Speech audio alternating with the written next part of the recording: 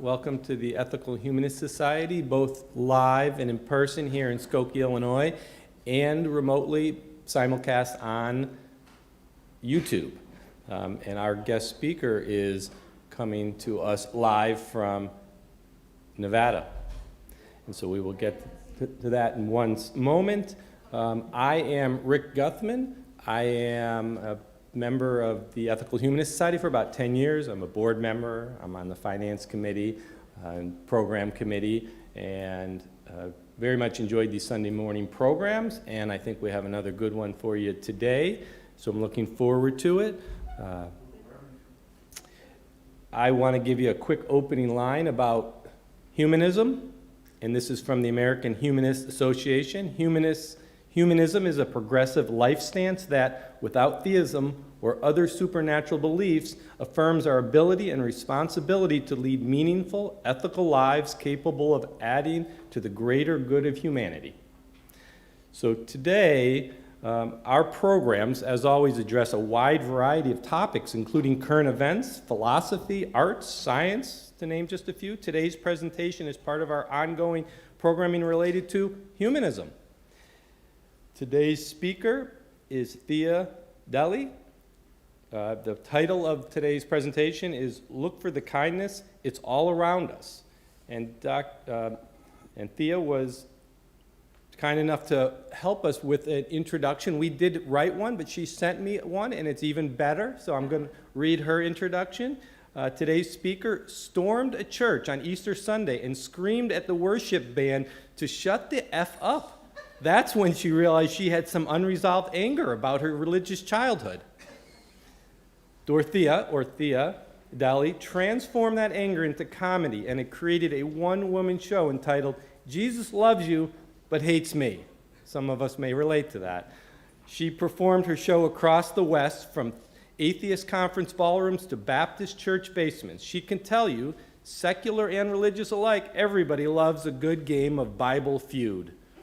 Years later, Thea discovered neuroscience. Finally, she had a biologic explanation for why she yelled at that worship band. She's excited to share that with us today.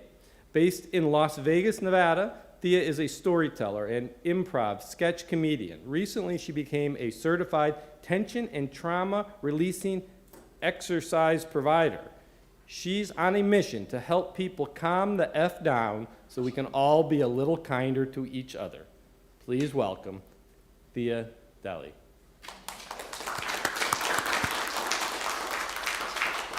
Thank you so much, everyone. Good morning, good morning, good morning. And you know what I like to do every morning? I like to walk my little dog, Tino, around our neighborhood. And everyone is always so friendly on our walks. People are like, good morning, have a great day. Oh, what a little cutie. That's for my dog, not for me. And so the other day, Tino and I were on our walk when up ahead, I saw this older gentleman approaching us. And Tino and I were walking on the left-hand side of the sidewalk because that's where the bushes were, and Tino is a boy. Anyway, the man walking toward us was also walking on the left-hand side of the sidewalk. So I smiled, anticipating that funny little dance that happens, you know, when two people meet at kind of, right? Instead, when the man got closer, he went like this. Well, I froze. I guess he wanted me to move. I tried to pull Tino away from the bushes, and as the man came barreling toward us, I ended up out in the street, and Tino's leash was wrapped around a light pole. The man didn't even slow down. There was no funny little dance, no friendly wave, no excuse me, just a command expected to be followed, as if I were the dog. I turned around and I watched him walk away. And then I looked down at the full poop bag in my hand, and I started whipping it around, about to fling it at him. But I didn't. Instead, I started to cry. I untangled Tino and we walked away. Why was I crying? And then it hit me, because past was present. You see, I grew up with a parent whose every wish was everyone's command. 24/7, whatever they wanted, they got. And if we didn't do what they wanted, well, let's just say there was a price to pay. So when that man on the sidewalk went like this, I had what psychotherapist Janina Fisher calls a feelings flashback. I felt small and powerless, just like I did when I was a child. That man's unkindness was exponentially compounded by my own history. That's why even the smallest act of kindness is so important. We don't know each other's history, so why not err on the side of kindness? Now, to show you just how important small acts of kindness are, I want you to take a moment right now and think about a time when someone did something kind to you. Or perhaps you did a kind act for someone else, or maybe you witnessed a kind act. We'll be sharing these stories in just a moment. Now, the one that pops to mind for me is one time I was in my car. I was stopped at a stoplight about a block east of the Las Vegas Strip, kind of a seedy little section there. And I'm at this stoplight and I see this group of teenagers huddled on the corner. And they all had their hoodies on and their hoodies up. They looked like they were up to no good. And then just then this couple walked by. They were dressed to the nines, obviously tourists. And as they walked by the teens, the woman dropped her wallet and didn't even realize it. Well, I rolled down my window to warn her when I saw a teen boy, dive for the wallet. As I was rolling down my window, I heard him say, "Excuse me, ma'am, you dropped your wallet." And he gave it back to her.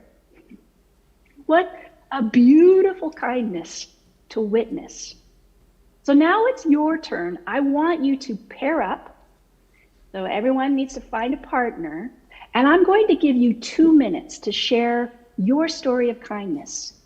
And either one you saw, received, or gave. And let's have so it's great, everyone's pairing up. Let's have whoever has the longest hair go first.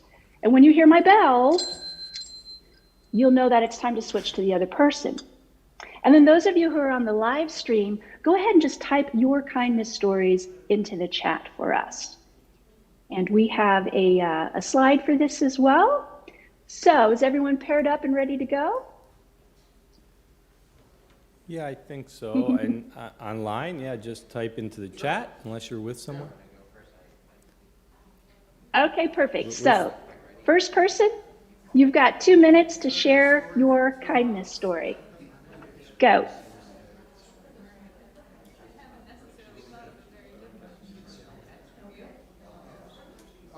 Yeah, I just texted my cousin. I have like a cousin chat, and I sent them 2 pictures from last Monday because on Mondays I volunteer at the animal shelter, and that's the yellow line and sketchbook. So it's an act of kindness walking a dog every Monday night. You know, I'm there from 6 to 9. Walk the dog, and then you bring them into a fake living room, so they sort of get acclimated, and then you take them for a second walk, and you go back to the living room, and then you take them on a third walk. So kindness doesn't, I mean, I'm volunteering, I guess, you know. It's a no-kill shelter, you know, so like, right now I'm walking Andy, and he came up from Tennessee. And we get dogs from Tennessee because they kill their dogs. So Andy's a fantastic dog. I don't know why he hasn't been adopted.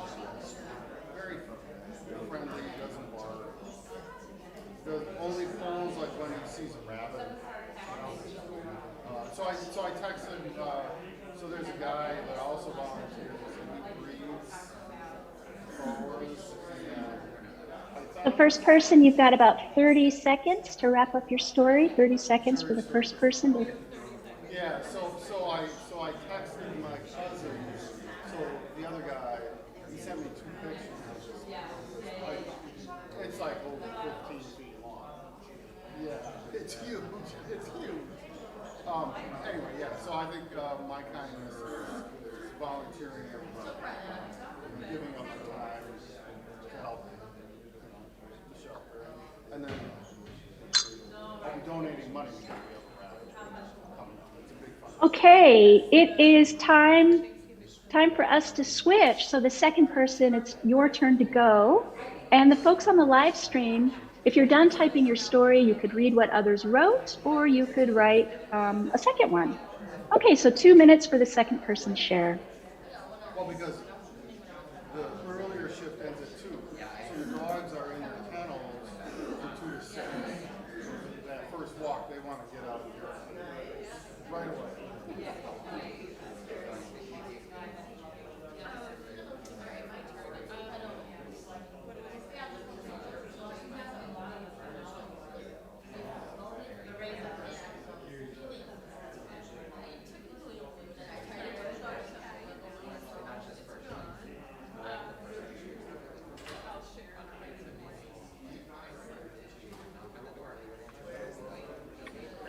Oh, yeah, awesome.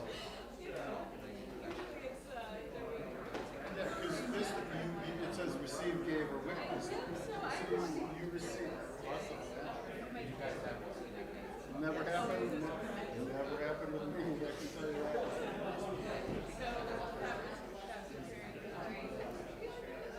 Fresh squeezed bacon.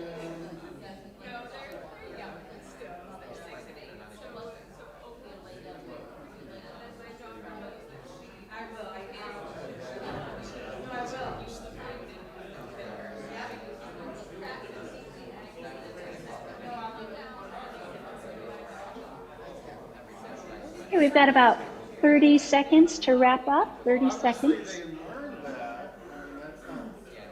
They learn to be kind and to give and to share.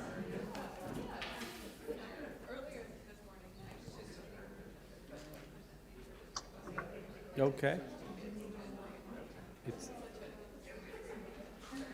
Right. Yeah. it's gotten pretty quiet in here, so I think And you have I long. think we're in Okay, good standing, Thea. ready to move on? Yep. Perfect. Okay, well, thank you so much. So what I want to do now is I want you to think about how did it feel to share your kind act, and how did it feel to hear about someone else's kind act, and see if you can come up with just one word that kind of sums up what you feel, and then just go ahead and call out those words for us. And if you're on the live stream, just type in your word. And so let's go ahead and hear your one word. How did it feel to share or hear a kind story? Smile. Smile. Warm. Full, warm, okay. Love. Joy, love. What was- Calm. Calm. Ooh, Positive. they're beautiful. Warm, joy, love, calm, positive. So just thinking about a kind act makes us feel good, doesn't it? In fact, one of you said the word calm. Thinking about a kind act actually calms our nervous systems down. So when I saw that woman drop her wallet on the corner, my nervous system went into high alert, a stress response based on the past. But when I saw that young man return her wallet, my body relaxed and my nervous system calmed down and I felt good. So observing, remembering, or doing acts of kindness calm our nervous systems down and make us feel good. Now, so what exactly is the stress response that I'm talking about here? Well, that's when a primitive part of our brain, our amygdala, perceives danger and it tries to protect us. Our nervous system kicks in and we go into what I call the 4 F's. Fight, flight, freeze, or fawn. Now, in the fight or flight response, our sympathetic nervous system is screaming, "Do something!" In freeze or fawn, our parasympathetic nervous system is screaming, "Don't move!" So most of us have a default F that we react from. So to find out which one of the 4 Fs you default to, we're going to take a quick assessment. So I want everybody to please stand up, and this includes our live stream viewers. Stand up, and we're going to act out each of the 4 stress responses because I want you to experience them physically. And while we're doing this, see if one of them feels a little more comfortable to you than the others. Okay, is everyone ready? Thumbs up if you're ready. Super, thank you. Here we go. Now make fists and hunker down in a fighting stance, and I want you to yell out, "I'm gonna F you up." I'm gonna F you up. I'm gonna F you up. Okay, that one you might guess is fight. Here's our next one. Flap your arms like wings and yell, "I'm gonna get the F out of here." I'm gonna get the F out of here. Excellent, that one is flight, also known as flee. Okay, the third one. Just hold your arms rigid by your side and say, "I don't know what the F to do." Okay, that one is freeze. And our fourth one, put your hands under your chin and say demurely, "Please don't F me up."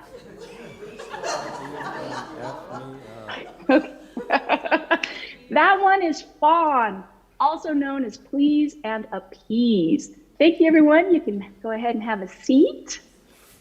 Now I'm going to go through the 4 Fs again, and when I get to the one that you felt most comfortable in, that felt most natural to you, I want you to raise your hand.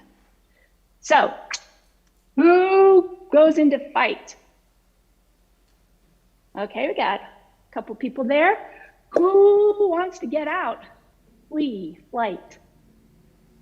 Got one person there. Who likes to go into just freeze? Not sure what to do. A lot of people. Okay. And finally, who feels more comfortable pleasing and appeasing? Fawn. We got somebody. Excellent. Wonderful. Thank you so much. Now, I know this wasn't a very scientific process, and I can certainly send you a more accurate assessment if you're interested. You can just go to my website. We've got a slide for that, Ray. It's got my URL there. And if you go to my website and you sign up for my newsletter, one of the things that I will send you is how to assess your default F in a more scientific way. Okay, thank you. That's that. And now what I want to do is a pop quiz now that you've learned about the 4 Fs. When I told you this story about the mean man on the sidewalk, which F do you think I went into? Is it fight, flight, freeze, or fawn? Freeze. Yep, I froze. I didn't know what to do. I didn't expect it. My brain kind of went blank. That was a freeze response. And for the person who yelled that out, you get a sticker. It will be not mailed to you, but you just enjoy it virtually. Okay, so when we're in any of the 4 stress responses, fight, flight, freeze, or fawn, it is much harder to notice kindness, and it's almost impossible to be kind. That's why I say we all need to calm the F down. Now, have you ever been in a grocery store and you've seen a child having a meltdown? Maybe even your own child? The kid starts crying and then escalates to screaming, ear-piercing shrieks that reverberate around the store until everyone standing in line looks at each other with that universal look of, "Oh, I'm glad that's not my kid." Well, next time you see that happening, I want you to look at the parent. How is the parent reacting? Are they maintaining a calm authority, or are they going into their default F? Do they yell back at the child? That would be fight. Do they grab the child's hand and rush out of the store? That would be flight. Do they do nothing? They just keep shopping, ignoring the child? That would be freeze. Or do they say, okay, sweetie, I'll buy you that cookie if you just stop crying? Because that would be fawn. Now the kid is clearly responding with a stress response, right? Her little nervous system is in high alert, and she won't be able to soothe herself until she feels safe. So if the adult in her life is also reacting from their stress response, their default F, how is the child supposed to regulate herself? Now the same goes for all of us. We have a little kid inside of us at the mercy of her amygdala who needs the adult inside of us to step up and use our prefrontal cortex to calm her down. Because if we don't, we're just contributing to the chaos in our relationships, our families, our workplaces, our communities. Now here's a story where I forgot to be an adult. I like to eat lunch outside on the patio in my backyard. You remember my little dog, Tino? Well, he likes to sit out there with me too. And so the other day, my husband, Mike, popped his head out the back door to ask me a question. And then he went back inside and went back to work. He works here at the house remotely. And I just went back to eating my sandwich on the patio. And after lunch, I gathered my book and my plates, and I went to open the back door, but the doorknob wouldn't turn. So I put my stuff down and I tried again, and the doorknob wouldn't turn. And that's when I realized the door was locked. F, I said, and I started knocking. No answer. I started pounding on the door. Still no answer. My heart started to race. Blood and oxygen pumped through my body. My pupils dilated. I was ready to do something. I looked down at little Tino, and he looked up at me with this worried look on his face. I have to save my dog, I thought. So Mike's office is on the other side of the house. So I run around the side of the house to our gate. Keep in mind, our yard is fully enclosed with a 6-foot tall fence, okay? So I run around to the side of the house to our gate. The gate's locked. So I reach through the gate and I grab a handful of rocks. And then I start hurling them at Mike's office window. Nothing, no response. I start to freak out. We have no water out here, no food. How will I feed Tino? We're gonna have to drink from the hose. So I run back to the patio and I start stacking chairs. Now, while I'm in the back getting chairs, unbeknownst to me, Mike has opened the front door. And of course, he doesn't see anybody because now I'm in the back. So I carry the chairs to the front gate and I use them like a ladder and I climb up them and I leap over the wall. Now I'm free. I start banging on the front door. No answer, because unbeknownst to me, Mike is now at the back door trying to figure out what's going on. Tino peered at me through the bars of the gate, just looking at me. So I escalated, yelling, "Let me in!" Finally, Mike opened the front door. He looked confused. I looked livid. "Why did you lock me out?" "Oh, I'm sorry," he said. I didn't realize the door was locked." "What is your problem? How could you not know I was out there? You saw me with your own 2 eyes." Mike looked devastated. "I'm so sorry, really, I am. I must have just locked it out of habit. I'm sorry." "What if we had died?" I pushed my way past Mike and I I ran to the back door, I let in Tino, and then I ran to the bedroom. I pulled out my suitcase.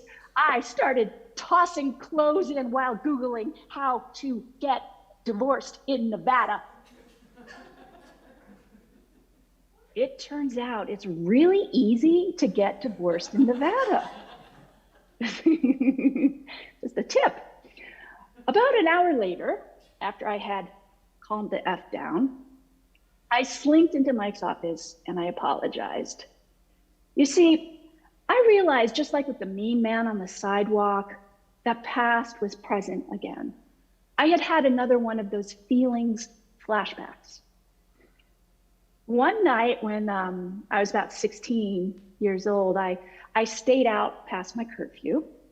And when I got home, I found that the deadbolt on the front door had been locked, and I didn't have a key for that lock, which my parents knew. And so I knocked and I knocked, but nobody answered. Eventually, I was just whimpering, "Please let me in. I'm sorry. I won't be late again. Please just let me in." Still no answer. And eventually I figured out my parents were not going to open that door. So I climbed the fence and I spent the night sleeping on the concrete patio. And I remember feeling so afraid out there all by myself. And I also felt hurt and abandoned. Mostly, I felt unloved. So when my parents locked me out, it was intentional. It was meant to punish me and teach me a lesson. But when Mike locked me out of the house, it was unintentional. It was an accident. But my nervous system didn't know the difference. So I responded to him unkindly. By the way, we are still married. Now, since I was vulnerable and I shared with you a moment from my life when I reacted unkindly because I was stuck in my default F, it's your turn. Think about the default F that you raised your hand for, and think about a time that you responded from it, not necessarily unkindly, but just a time that you reacted from your default F, fight, flight, freeze, or fawn. And we're going to pair up again and share this experience. And I'd like you, those of you who are live, I'd like you to partner with someone different for this exercise. And just like before, each person will have 2 minutes to share their experience. And this time, let's have whoever's been coming to the Ethical Humanist Society of Chicago the longest, you go first. And then folks on the live stream, please type your share into the chat for us. And does everyone have a partner? And Ray, we've got a slide for this as well. Everyone's clear on what to do? Perfect. Okay, you've got first person, whoever's been coming here the longest, you get to go first and share your default F in a time. Perfect.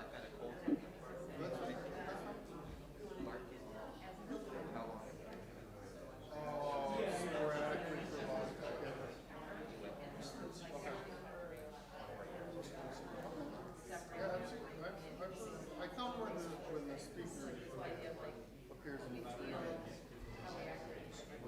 So think about when we were unkind. Is that just It doesn't have to be unkind. fight or flight? Fight or flight or whatever. Can you scroll down on the share screen? I still see kind of share. Yeah. Perfect. Thank you so much. My sister is not a kind person, and so she's quite belligerent. And so when she makes comments, I tend to I want to avoid conflict. That's what I want. I want to avoid. So I just let it roll off. We just move on. And so I think that's an example of Okay, first person, you have about 30 seconds. First person, 30 seconds. And it just popped up a week ago, so but it's ongoing.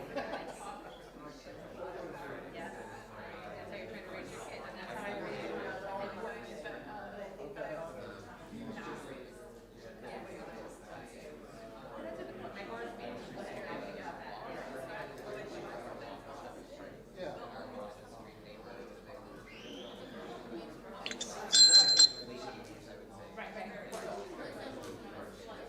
Okay, it is time to switch to the second person, and you will have 2 minutes to share your default F story.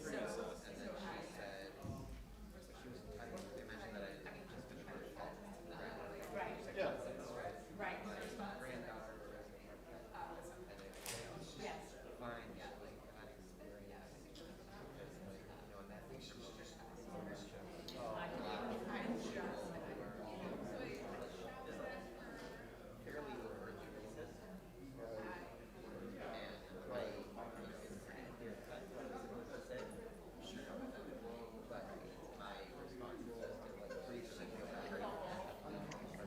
Exactly.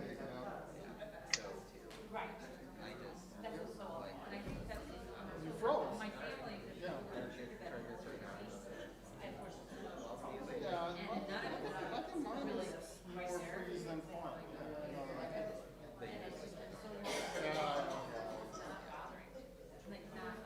Because I don't.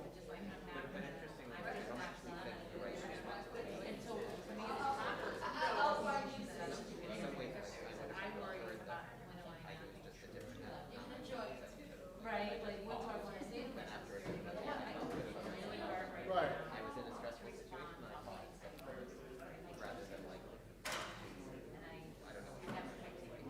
Okay, you've got about 30 seconds to wrap up. 30 seconds. Right.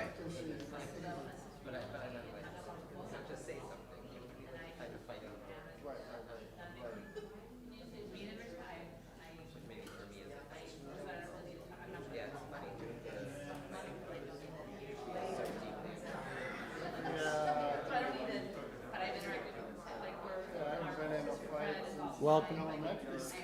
A little breakout session. On the playground.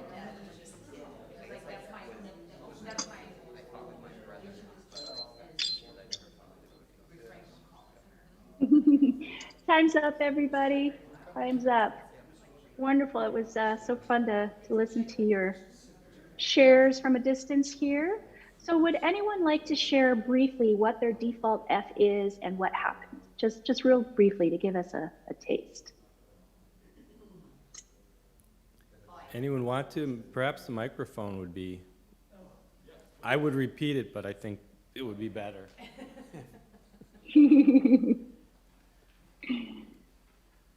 Okay, do we have a taker? Yes, so it's freeze, and when my daughter gets out of control and starts screaming and ranting, I just back away.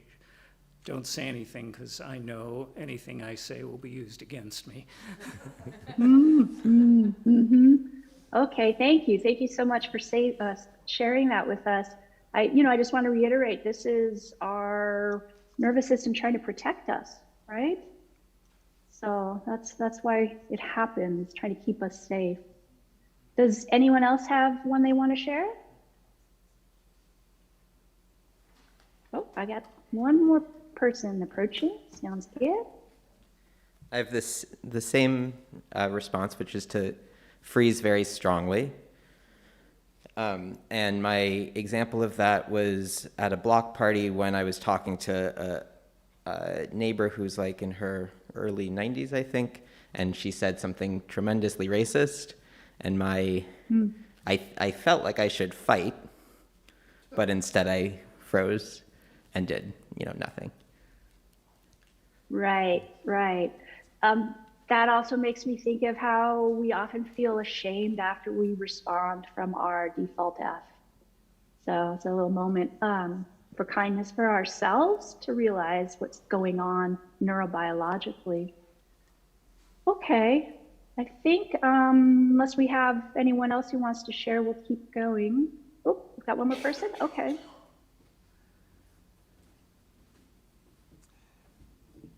Well, I have a number of other responses. I noticed that if in a grocery store or simply walking on the sidewalk, so no emotional loading, if somebody is approaching or coming at me in an ordinary way, I sometimes freeze until I can figure out how I should zig to their zag. Okay, thank you very much. Yeah, so you're pausing there so your brain can figure out what to do, which is again a protection mechanism, right? Well, I appreciate everyone sharing those. I think it's really helpful to realize that we're not the only ones, and it's very normal, it's very natural. And I know we can feel ashamed about it, you know, especially as humanists who value critical thinking and responsibility and empathy. But I find it really comforting to know that other people are having these same responses. So thank you again. The truth is we're all human, which brings me to my final story this morning. Now, before I moved to Las Vegas, I lived in a small rural town in western Colorado. There were two types of people in this town, the hippies and the rednecks. Now, I didn't fit neatly into either category, but I chose one anyway because let's face it, there is safety in numbers. I chose hippie, and not just because I weave my own bras out of hemp. No, I chose hippie because of my politics. You see, hippie, redneck, this kind of town shorthand for liberal and conservative. Now, as luck would have it, we moved in next door to a redneck family. The guy, Freddie, was a coal miner and a hunter. He had more guns than teeth. Now, Freddie's wife, Brandy, she seemed nice enough. When we first moved in, she brought us a pie. She said to call her if we ever needed anything. And Freddie and Brandy had two little girls in elementary school, and they were shy and quiet girls, unlike their father. Freddie didn't care who heard him when he was out on his back deck, blabbing away on his cell phone just 4 feet from my kitchen window. Damn hippies, trying to take away my job with their solar power. You know what? They can shove those solar panels where the sun don't shine. Ha! On and on and on he would go, bashing people who went to college. Me. Bashing people who recycle. Me. Bashing people who love music, theater. Also me. I did not like Freddie. About a year later, I realized I hadn't seen Brandy go to work in a while. The only time I saw her is when she'd be sitting outside on her front stoop with her irritating little dog named Missy on her lap. Now, one time I was walking by and Missy ran across the yard, just barked her little head off at me. Brandy stood up and she said, Missy, you get back over here, girl. Well, no wonder Brandy wasn't going to work. Obviously, she was a drunk, right? So after that, if I saw her out on the stoop, I'd just wave and hurry on by. No time to chat. Eventually, I moved here to Vegas, and frankly, I didn't give Freddie and Brandy a second thought. Until a friend of mine called me up. Hey, she said, did you hear about Brandy? No, what about her? Oh, well, she's in a wheelchair now. Oh my God, did Freddie shoot her? No, of course not. It's because of, her MS. Wait, her multiple sclerosis? I didn't even know she was sick. My friend said Brandy probably won't live long enough to see her daughters graduate from high school. I felt so ashamed. I had this opportunity to reach out to another human being and be kind. But I chose not to. Why? Because I'm human.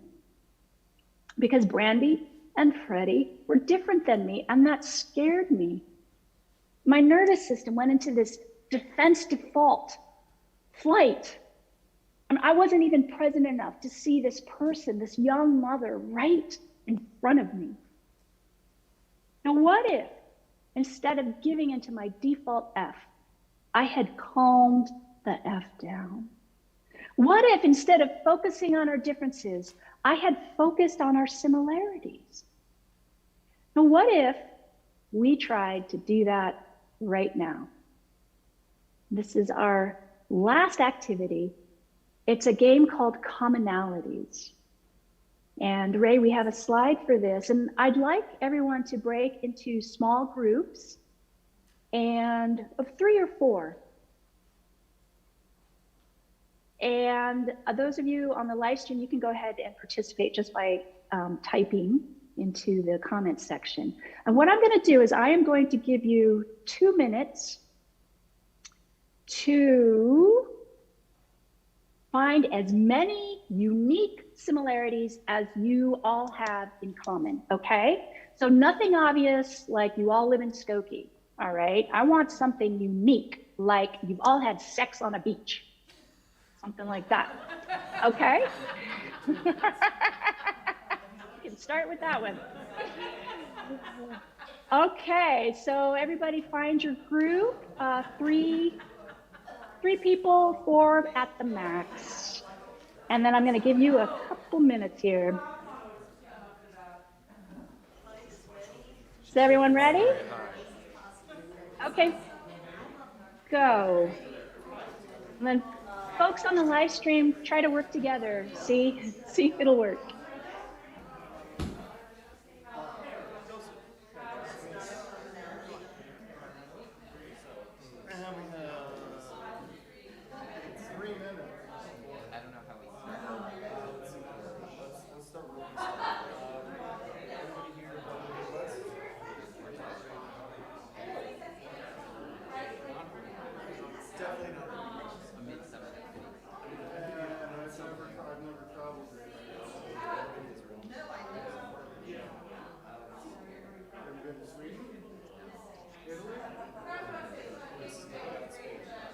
Oh, I forgot to mention, you need someone to keep track of how many commonalities you have.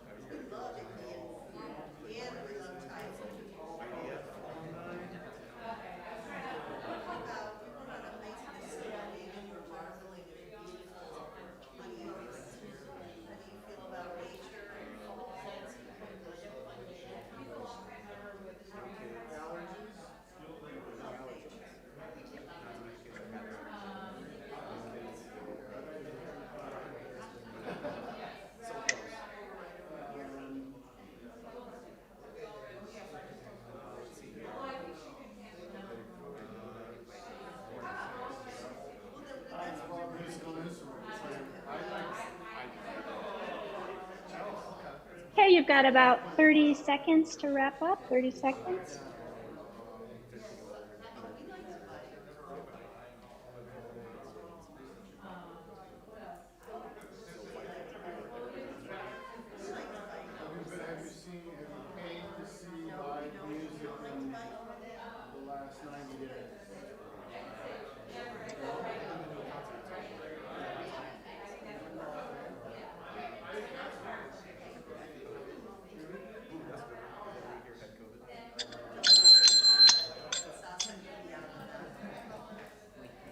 Okay, time is up. So,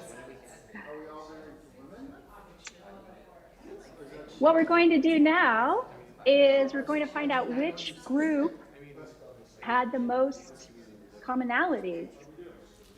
And so, Rick, if you could help me out by calling on the different groups, and we'll find Sure. out. I think we split up into maybe 5 groups. So you were supposed to keep track of how many commonalities you found. Balcony group found 7, high water mark right off. Katie says 6. Didn't keep track. 2. They're still working. And the last 2 groups both put up 5. 5. Okay. All right. And then how did it go on the live stream? Were people able to interact? We got some comments. 2. Okay. 2. Well, All right. Oh, 3. well, that's Yeah. 2 common out. That's pretty good. I think it's hard to do it when you're just typing into a comment section. So good on you, live stream viewers. It sounds to me like our balcony group with 7 commonalities wins today's prize. So congratulations, balcony group. What I'd like to do is I'd like to offer you a free virtual TRE class with me, balcony group. It's something we can do on Zoom, and TRE stands for Tension and Trauma Releasing Exercises. It's a very relaxing way to calm the F down. So if Rick, you could collect people's info for me, and then I'll just reach out and we'll see if we can arrange that virtual class. Okay. Okay. So we've just learned about some of the commonalities within this group. But did you know that there is a universal commonality that all humans everywhere share? That's right. I'm surprised none of you thought of it. Every single day, every single one of us farts. 14 times on average. 14. And let's be honest, some of you fart a lot more than that.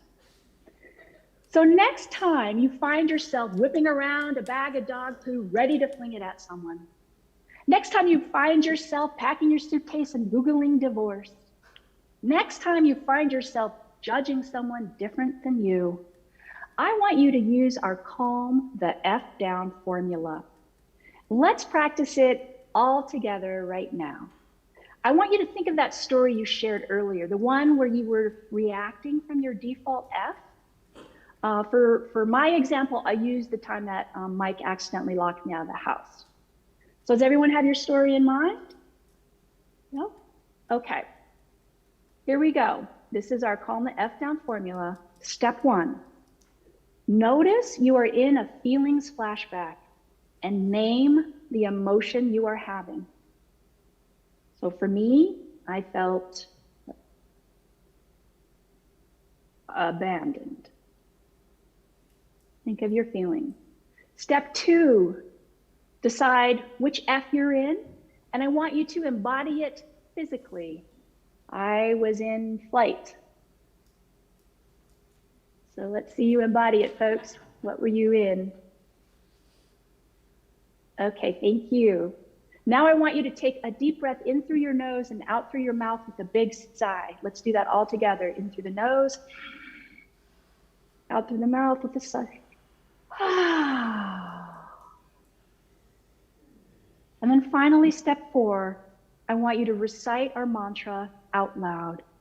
Everyone, please repeat after me. I know you fart.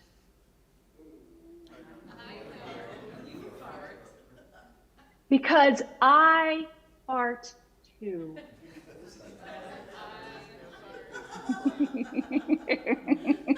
Thank you so much, everybody. It's been a joy to be with you today. Thank you very much. Well, thank you very much, Thea. Excellent, thoughtful, and interactive presentation. Before we get to the Q&A, we're going to have a musical interlude. During the musical interlude, I encourage you to contribute to the Ethical Humanist Society of Chicago. It's with your generous contributions that we keep the society going, whether that's volunteering or giving money. Both are greatly appreciated. If you're here, there's a basket in the back, there's a QR code, and online there is a link, which I forgot what it is, ethical, I better not say it wrong. Maybe we're putting it up on the screen, so we'll have it up on the screen for you on YouTube chat. So please, we'll be back in a minute with the Q&A. Thank you.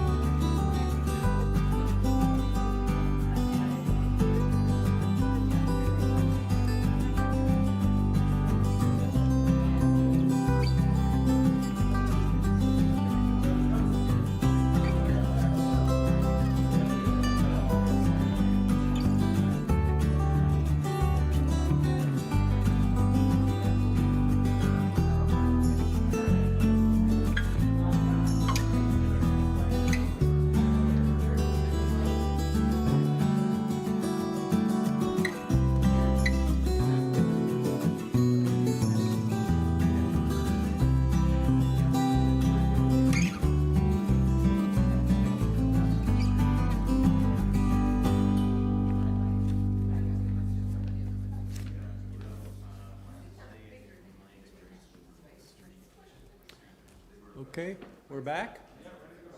Okay, welcome back. Thank you for contributing. Keep contributing in the future. So we're going to get to a question and answer session. So this will be both live here in the auditorium. We have a microphone set up, and we do have it arranged so Thea can see the microphone. That's new for us. Thanks, Ray and team. And online, post your questions in the YouTube chat, and they will be forwarded to me on my phone, and I will pose them for you. We're going to try to start here in the room. I would remind you, please be brief, actually ask a question, and we will hopefully be able to get to everyone's questions, or, you know, I think we have a decent amount of time, so we'll see if we can answer everyone's questions. Please. Hi, thanks so much. I'm a long-term member here, and one of the things that I always liked in our community is our version of the golden rule, which is act so as to bring out the best in others and therefore bring out the best in yourself. So the notion is not transactional, I'll treat you nice so you treat me nice, but the notion is I'm going to treat you as your best self even when you're giving me a bad self, right? And it's sort of this idea of some grace, right? And giving people, they're having a bad day, they have a headache, they're in the middle of a divorce, who knows what's going on, right? But I don't have to respond to that energy from them. And that landed with me, and I've worked hard, and I think it gets me to what you're talking about, is to not respond with my F, but to do the thing that makes me think, I don't need to do that. I can do the more thoughtful thing that I'll be proud of later. I won't have regret. My question is, because I have been thinking about that for a long time, and hopefully doing it reasonably well a lot of the time, it starts to make me wonder about the disingenuity of it, and the idea that emotions are real, and we worry too much about suppressing emotions. Like when the rhetoric is how you feel is valid, I don't feel invalid, but I also don't feel like it's a very helpful. My emotion doesn't necessarily help in that moment. And I'm wondering if you can help think about how to bridge that disconnect between I don't want to respond with that emotion, yet at the same time the world is telling me my emotions are valid and I should own them and live with them. Does that make sense, I hope? It does, yes. Thank you very much for that thoughtful question. My understanding is that most feelings last about 90 seconds and then they dissipate and we move on to the next emotion. And so I think what happens is we can get stuck in an emotion where we don't just take a moment, take a pause, take a breath, and acknowledge what feeling we are having and validate it like you were saying. It's like, oh, I am feeling small and powerless. And you know how hard that is to admit? But you just take a moment and you tell yourself honestly what you're feeling. And you just sit with that emotion. And within about 90 seconds, it usually dissipates. Now you're in what you've just done is you've used your prefrontal cortex, right? This new part up here, to help you deal with basically the primitive brain. And so now you can react or respond from a place of calmness. That's really what I think serves us the most. So I hope that answers your question. You're validating the feeling, you're allowing it to dissipate, and then you're coming from a more thoughtful place.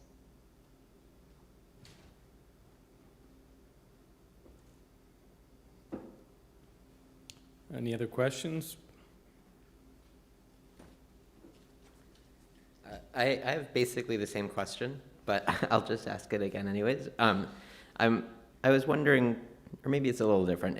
It's context in which the stress response is going to be effective at accomplishing some goal that, whereas a calm response might not be as effective at accomplishing the goal, like the kid in the candy store or whatever, talking calmly might lead to a 2-hour calm discussion, whereas yelling at them for a second just like ends it, perhaps, I don't know, or escalates it probably, but just the general idea of like when these things are actually effective.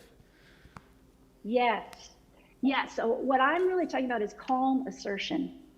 So I think, say, like with the example of the child in the store, it happened the other day, which is why I thought of it, is the kid was crying, then the parents started raising her voice, and then the kid started screaming, then the parents started shouting. And so like the parent lost control. And that is not useful to anybody, right? But if the parent had been assertive and calm, I call it like calm authority. You need to be quiet, and then what's the consequence, right? It's like with dogs, okay? You tell them what you need, and if they don't do it, then there's a consequence. So I imagine that something like that allows you to come from a calm place. When you're coming from the default place, you're actually not having a useful conversation. I think especially with the child, what you're doing is you're modeling the fact that emotions are scary, and when we have emotions, we lose control. Versus, hey, this is how I feel, this is why this doesn't work, this is what we're going to do if you don't stop. That's my thought. I'm not a parent expert, but I was just thinking about that, like with how I responded to Mike when he locked me out of the house. I was just coming at him with this, it was not assertion, it was not standing up for myself, it was aggression. And that, that's damaging to a relationship. And I want to say from experience, it's particularly damaging to a relationship with a child. So I don't know if that answered your question. So I'm not suggesting that we all just get Om and Zen out and have a love fest. I'm suggesting that we own our feelings and we assert what we need, and then we follow through, which is super hard. I mean, with those 4 different F's, The fight one has the most energy to it. You probably noticed that. And that's the one we go to. You can use fight to get stuff done, sure. I mean, how much activism comes from a place of anger? I think anger activism is actually useful because you're channeling that anger into something useful. As long as you're not like totally in your default F when you're interacting with people around it. So I think that the Fs, you're right, they serve a purpose, they keep us safe, and there's a way to dig a little deeper is really what I'm asking we do. We use this newer part of the brain, the executive function, and we are the adult in our own lives. Okay, that's what I have for that one. I'm going to ask a question too. It's Rick. Traditionally, fight and flight is the expression, and you've added fawn and freeze. Are these actually natural responses? And they also strike me as perhaps on the kind side when you're confronted and might fall into the category. When somebody honks at me, actually doing nothing might be the kind response. Yes, I hear what you're saying. These four, the psychology is expanding, and we're realizing that we have, in addition to the sympathetic nervous system response of fight and flight, we have a parasympathetic nervous system response, which is the fawn and the, was it freeze? Freeze. Thank you. You were paying attention, I love it. Yeah, so those have recently been added to, I'm seeing it come up a lot more. I study like trauma recovery, and I'm seeing people, psychologists, psychotherapists, trauma therapists, talking about the fawn and the freeze more often. So they seem kind, but to the earlier point, aren't they disingenuous if you actually don't mean it? I mean, if I'm pleasing and appeasing, I'm just sucking up to you, right? Because I don't want you to hit me, yell at me, whatever, hurt me, embarrass me, whatever it is I'm afraid you're going to do to me. I don't consider that a calm assertiveness.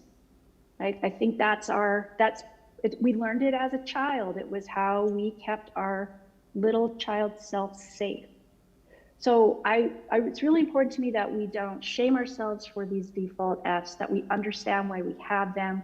We understand that the nervous system is ancient, right? And that going into these, it's a beautiful gift. When you notice yourself in one, you get to pause. You get to say, oh, wow, my nervous system is activated. What's going on here? And those of you who go into the freeze and the fawn, it might be harder to notice that. But it's still a defense response. And that's really what I want you to hear. Like, why do you feel like you need to do that? So with someone honking at you or whatever, I used to have a teacher who would say, instead of flipping them off or whatever, which is my tendency, you might just say, bless you. It's just like, good luck on your journey, man. You might find some little flip for yourself if you mean it. Sometimes I do it even when I don't mean it, because then it reminds me, oh yeah, I'm not really present here. I'm just like reacting. So those are my thoughts there. Me again. You're focusing very much, and I appreciate, on us, like how we experience that moment and think about it.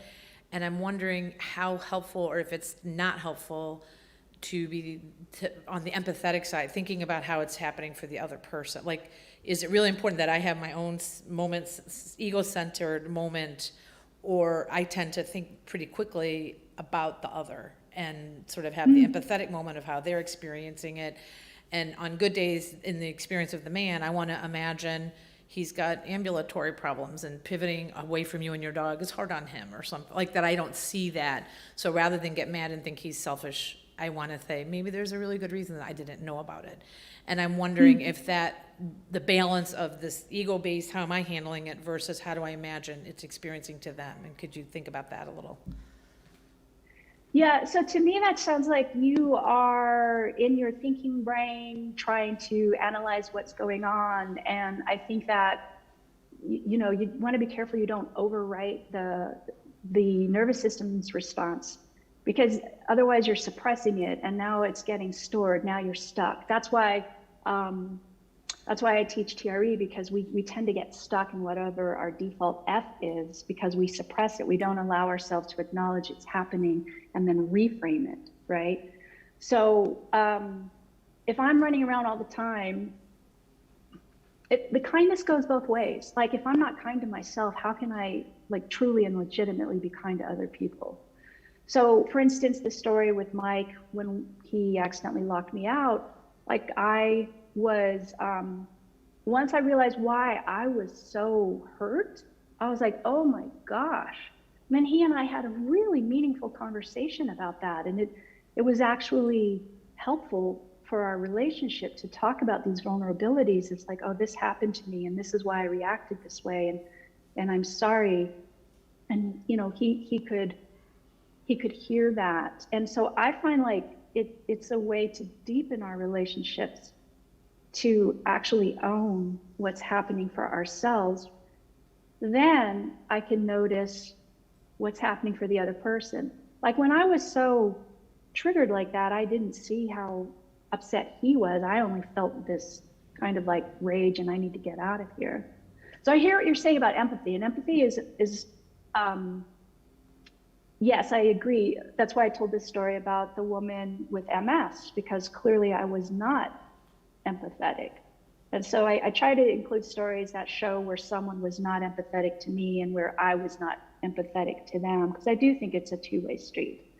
But the truth is, you know, not everyone's gonna notice they're in a triggered state or notice their nervous system is activated. And so I've been thinking a lot about this. I wonder as humanists if we are like extra responsible for this. Like if we're aware of it, then we kind of need to do it. So at least there's a little pocket of calm around us, or at least maybe because it's very natural, we're going to have those reactions. Maybe it's not calm per se, but we're able to own what happened, talk about it, explain it, learn from it. Because every time you do that, your nervous system actually calms down. So next time your reaction is less. That's really what we're after.